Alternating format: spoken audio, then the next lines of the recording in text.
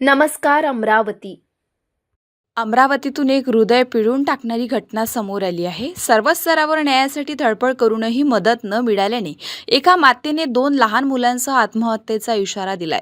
अमरावतीतील कल्याणनगर परिसरात राहणाऱ्या अरुणा सरकटे वय 32 वर्ष यांची वेदनादायी कहाणी आहे. काही वर्षांपूर्वी प्रेमविवाह करून संसार सुरू केलेल्या अरुणा यांना कौटुंबिक वादानंतर पतीने 2 मुलांसह घराबाहेर काढल्याचाही आरोप आहे.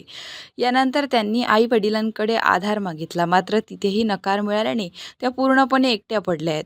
दरम्यान शासनाच्या लाडकी बहीण योजनेचा काही काळ लाभ मिळाल्यानंतर ई-केवायसी न झाल्यामुळे तोही बंद झालाय. मोबाईल पतीजवळ असल्याने ई-केवायसी पूर्ण करता आली नसल्याची माहिती समोर आली आहे. हाताला काम नाही, राहायला घर नाही आणि 2 लहान मुलांचा सांभाळ कसा करायचा हा मोठा प्रश्न त्यांच्यासमोर उभा ठाकलाय. शासनाकडून मदत मिळावी यासाठी त्यांनी जिल्हाधिकारी कार्यालयासह अनेक शासकीय कार्यालयांची उंबरठे झिजवले, तसेच स्थानिक आमदारांकडेही धाव घेतली, मात्र अद्याप कोणतीही ठोस मदत मिळाली नाही. आता त्यांनी थेट मुख्यमंत्री आणि उपमुख्यमंत्री यांच्याकडे न्यायाची याचना केली आहे. जर न्याय मिळाला नाही तर मुलांसह आत्महत्येसारखा टोकाचा निर्णय घेण्याची वेळ येईल, असा इशाराही त्यांनी दिला आहे. ही बाब अत्यंत गंभीर असून प्रशासनाने तातडीने दखल घेण्याची गरज व्यक्त होत आहे. मी अरुणा मोहनराव सरकटे, माझं वय 32 आहे. मी 2013 मध्ये ऑगस्ट या महिन्यात मी लव्ह मॅरेज केलं होतं. आईवडिलांच्या विरुद्ध जाऊन लव्ह मॅरेज केलं पडून, पण मला त्याचा काही अनुभव आलेला नाही, फायदा झालेला नाही.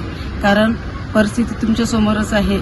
इतकी मोठी मुलगी आहे आणि हा मुलगा आहे. या परिस्थितीतही मला ते अपनावायला तयार नाहीत. आतापर्यंत माझा नवरा नेहमी मारझोड करतो, भांडणं करतो आणि घराच्या बाहेर हाकलून देतो. सासूही तेच कामं करते, सासराही तेच. त्यांनीही सुद्धा मला अपनवलेलं नाही आहे आणि आईवडिलांनी तर बिलकुलच नाही, घरातसुद्धा येऊ देत नाही. 1-2 वेळा मी मरण्याचा सुद्धा प्रयत्न केला, आत्महत्येचा सुद्धा प्रयत्न केला, पण लेकरामुळे मी ते करू शकले नाही, पूर्ण करू शकली नाही. आणि मदतीचा हात मागण्यासाठी मी आमदार रवी राणा साहेब, खासदार आणि कलेक्टर यांना व नगरसेवक या लोकांकडे मदतीचा हात मागण्यासाठी खूप वेळा गेली. 1 वर्ष त्यांच्याच मागे फिरली, पण कोणी मला मदतीचा हातभार लावलेला नाही आहे. म्हणून मी पोलिसांकडे तक्रार केली होती का? पोलिसांकडे तक्रार केली होती, सासू सासऱ्याची केली होती, नवऱ्याची केली होती, पण त्यांनीही मदत केली नाही. त्यांनी उलट मला त्यांच्यासोबत पाठवून दिलं. मग पुन्हा तेच प्रकरण चालू झालं. 15 दिवस चांगले राहिले आणि पुन्हा तेच तमाशे, तेच वागणूक, तेच अपवादवादक त्यांचे शब्द ऐकून मला कंटाळा येऊ लागला व असं वाटत होतं की आत्महत्या करा, पण इथे नाही राहा.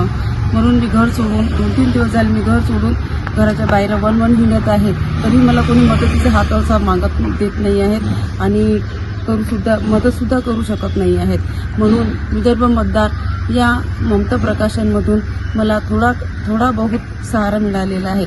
मी रस्त्यावर जात असताना त्यांनी मला विचारपूस केली की बाळा तू कुठे जात आहे, काय करत आहे, काहून अशी भटकत आहे. तर मी त्यांना पुन्हा माहिती दिली व ते या थ्रू मी मुख्यमंत्र्यांना सांगत आहे की सर मला काहीतरी मदत द्यावी. माझ्याकडे घर नाही आहे, राशन कार्ड नाही आहे, त्यात माझी लाडकी बहीणही बंद झालेली आहे. याच्यासाठी मी काहीतरी तुम्ही मदत करावी अशी अर्ज करत आहे. जर अर्ज पूर्ण नाही झाला किंवा ही मदत मला सरकारकडून मिळाली नाही तर सरकार काहीच कामाचं नाही असं समजून मी आत्महत्या करणार आहे व त्यांना पूर्णपणे जबाबदार आमच्या महाराष्ट्राचे मुख्यमंत्री देवेंद्रराव फडणवीस राहतील हेच मी सांगत आहे.